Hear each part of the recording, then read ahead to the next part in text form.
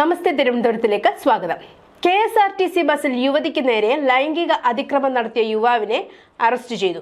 വടകര സ്വദേശി സവാദിനെയാണ് അറസ്റ്റ് ചെയ്തത്. ഇക്കഴിഞ്ഞ 14-ാം തീയതി മലപ്പുറത്തേക്കുള്ള KSRTC ബസ്സിൽ വെച്ചായിരുന്നു സവാദ് ലൈംഗിക അതിക്രമം നടത്തിയത്. മലപ്പുറത്തേക്കുള്ള KSRTC ബസ്സിലായിരുന്നു അതിക്രമം. ബസ് തൃശൂർ എത്തിയതോടെ യുവതി തൃശൂർ ഈസ്റ്റ് പോലീസിൽ പരാതി നൽകി. കേസെടുത്ത പോലീസ് ഇന്ന് ഇയാളെ കസ്റ്റഡിയിലെടുത്തു. വിശദമായി ചോദ്യം ചെയ്തു വരുന്നു. ഇതേ സവാദിനെയാണ് 2 വർഷം മുമ്പ് KSRTC ബസ്സിൽ നഗ്നതാ പ്രദർശനം നടത്തിയതിന്റെ പേരിൽ അറസ്റ്റിലായി ജാമ്യം ലഭിച്ചപ്പോൾ ജയിലിന് പുറത്ത് സ്വീകരണം നൽകിയ ഓൾ കേരള മെൻസ് അസോസിയേഷൻ യാത്രയാക്കിയത്. അന്ന് ഇൻസ്റ്റാഗ്രാമിൽ ഫോളോവേഴ്സിനെ കൂട്ടാൻ യുവതി നൽകിയ കള്ളപ്പരാതിയാണെന്ന് ആരോപിച്ച് ഓൾ കേരള മെൻസ് അസോസിയേഷൻ DGPക്ക് പരാതിയും നൽകിയിരുന്നു. 2023 സംഭവത്തിൽ തൃശൂരിൽ നിന്ന് എറണാകുളത്തേക്ക് വരുന്ന ബസ്സിൽ വെച്ച് സവാദ് നഗ്നതാ പ്രദർശനം നടത്തിയെന്നായിരുന്നു യുവതിയുടെ പരാതി.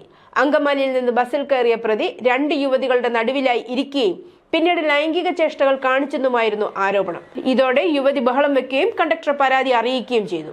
എന്നാൽ ബസ് നിർത്തിയപ്പോൾ സവാദ് ബസ്സിൽ നിന്ന് ഇറങ്ങി ഓടി. തുടർന്ന് കണ്ടക്ടറുടെ ഇടപെടലിലൂടെയാണ് പ്രതിയെ പിടികൂടി പോലീസിൽ ഏൽപ്പിച്ചത്. സംഭവത്തിന്റെ വീഡിയോ ദൃശ്യങ്ങളും പരാതിക്കാരി സമൂഹ മാധ്യമങ്ങളിലൂടെ അന്ന് പങ്കുവച്ചിരുന്നു.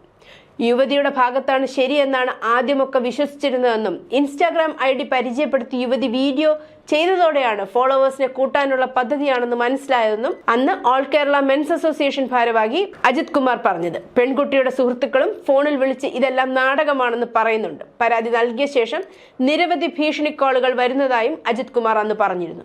സവാദിന് നീതി ലഭിക്കുന്നവരെ പോരാടാനാണ് സംഘടനയുടെ തീരുമാനം. യുവതി പ്രചരിപ്പിച്ച വീഡിയോയിൽ യുവാവ് മോശം കാര്യങ്ങൾ ചെയ്തതായി തെളിവില്ല.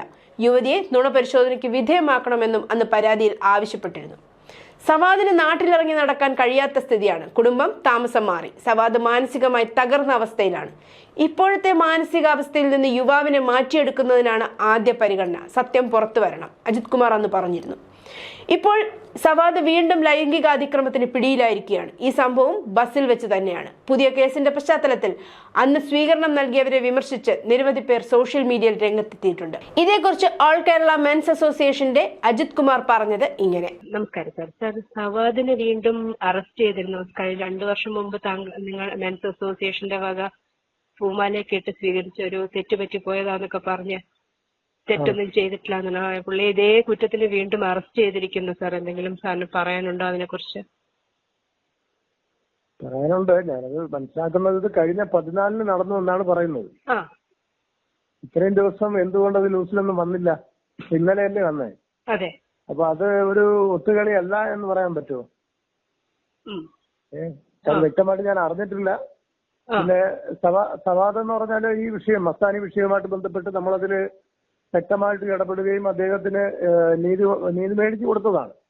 എത്രയും പെട്ടെന്ന് ഒരു പെൺകുട്ടി ഡയറക്റ്റ് പരാതി കൊടുത്തിട്ട് ഒരു റിമാൻഡിനകത്ത് വെച്ച് ജാമ്യം കിട്ടി അദ്ദേഹത്തിന്. അത് നമ്മുടെ ഇടപെടൽ തന്നെയാണ്. പക്ഷെ എന്നിട്ട് അദ്ദേഹം നമ്മൾ സംഘടനയുടെ കൂടെ നിന്നില്ല. സംഘടനയുടെ കൂടെ നിൽക്കുകയോ നമുക്ക് വേണ്ടുന്ന പിന്തുണ തരികയോ ചെയ്തില്ല. അദ്ദേഹത്തിന്റെ കാര്യം കണ്ടു അദ്ദേഹം പോയി എന്നുള്ളതാണ്.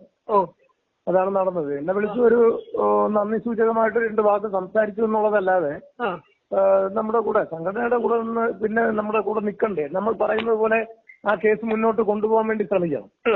കാര്യം അതിലൊരു പെൺകുട്ടി തന്നെ ചലഞ്ച് ചെയ്ത ഒരു കേസാണ്.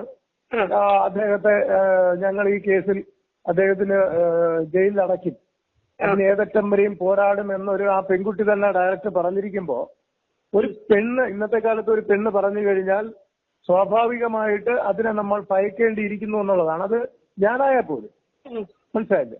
നമ്മളത് ഭയക്കുക അല്ലെങ്കിൽ അടുത്ത നടപടി എന്താണെന്ന് വെച്ചാൽ നമ്മൾ അതിനെ അതിജീവിക്കാനുള്ള നടപടി എടുക്കണം. അല്ലാതെ സവാദിനെ പോലുള്ളവരൊക്കെ ഇനി കുഴപ്പമൊന്നുമില്ല എന്ന് പറഞ്ഞിട്ട് നടന്നു കഴിഞ്ഞാൽ പണി വേറെ ഏതെങ്കിലും വഴിക്ക് വരും.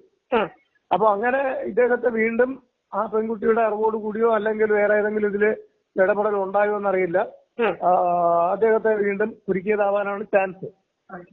അപ്പൊ അന്നും ഇപ്പോഴും താങ്കൾ വിശ്വസിക്കുന്ന ആൾ നിരപരാധിയാണ് എന്ന് തന്നെയാണോ? അന്നത്തെ കേസിൽ തീർച്ചയായിട്ടും നിരപരാധി തന്നെയാണ്. അതിൽ യാതൊരു മാറ്റവും. ഇപ്പോഴത്തെ എന്താണെന്ന് വ്യക്തമായിട്ട് ഞാൻ അറിഞ്ഞിട്ടില്ല. ഞാനും ചെറിയൊരു ആക്സിഡന്റ് ആയിട്ട് ട്രീറ്റ്മെന്റിലാണ്. അപ്പോ അതുകൊണ്ട് ഞാൻ വ്യക്തമായിട്ട് അറിഞ്ഞിട്ടില്ല. അറിഞ്ഞിട്ട് അതിനെ കുറിച്ച് കൂടുതൽ പറയാം. വളരെ നന്ദി sir. Thank you. Okay, thank you.